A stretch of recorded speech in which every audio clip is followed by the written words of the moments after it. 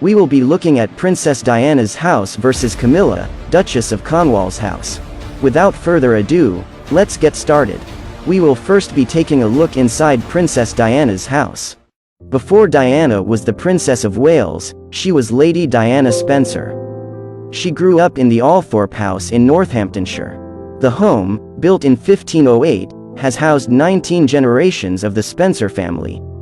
Set within a very impressive 550 acres of grounds, the building has 90 rooms and is full of art and ceramic collections from the Spencer family's 500-year history at the home.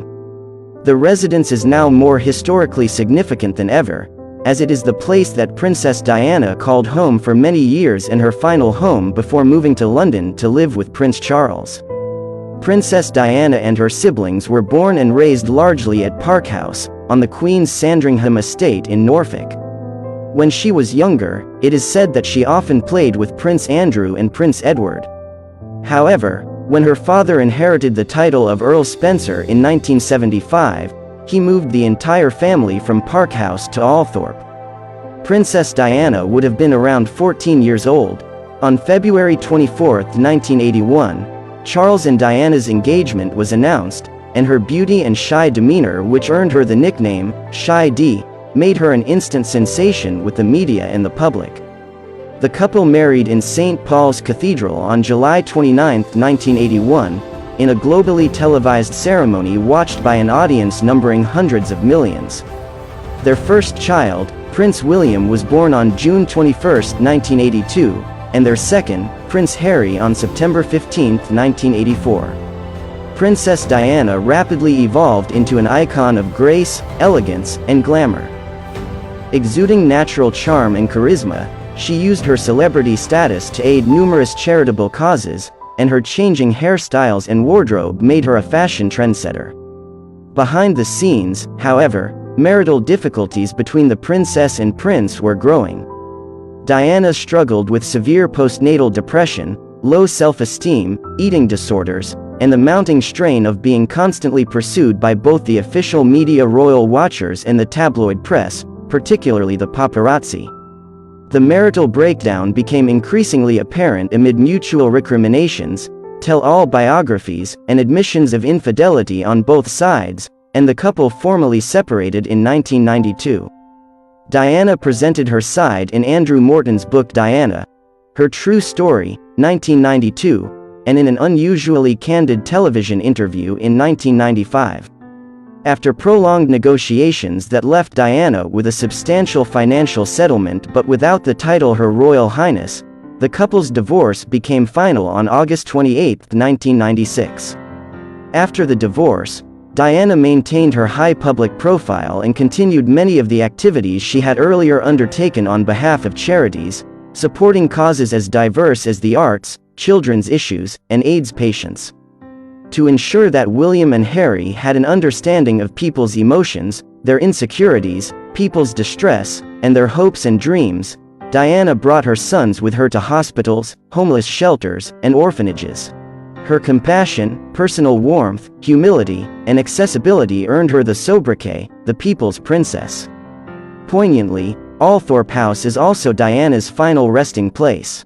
Prince Harry and William's mother is buried on an island in the middle of the ornamental round oval lake. The estate is not just made up of the main house though.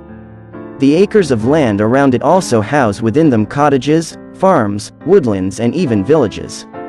Diana's brother, Earl Charles Spencer, has owned the impressive abode for the last 23 years, and even restored it recently for the first time since the 1780s. He now lives there with his wife Karen Spencer, who is a Canadian social entrepreneur.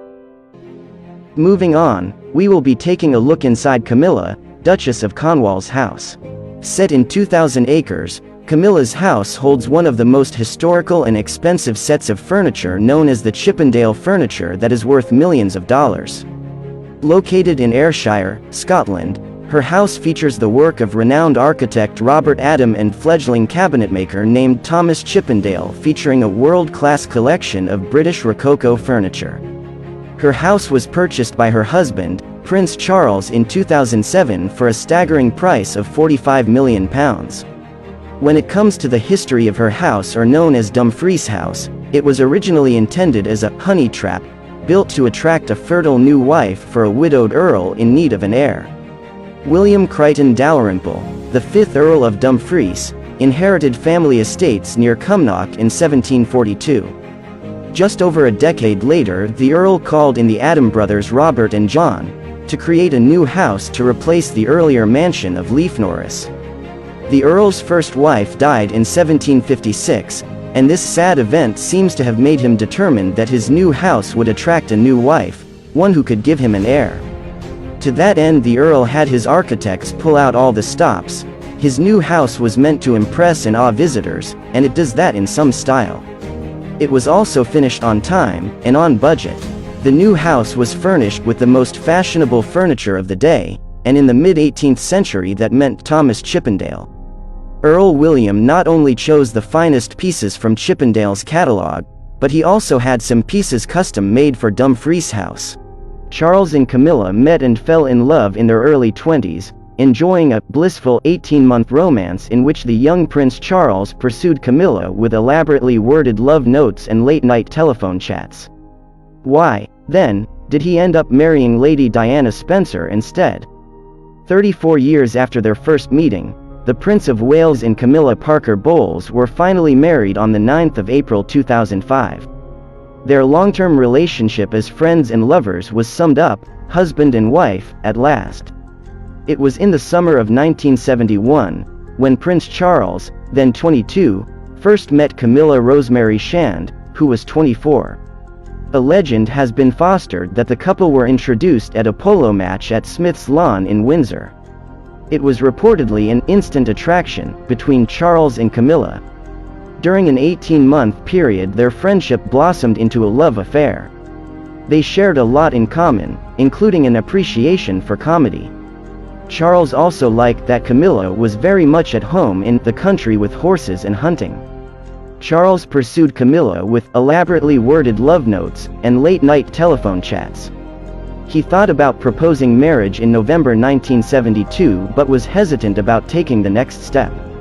Charles, who played his cards close to his chest, realized that he was too uncertain of his feelings to ask Camilla to marry him.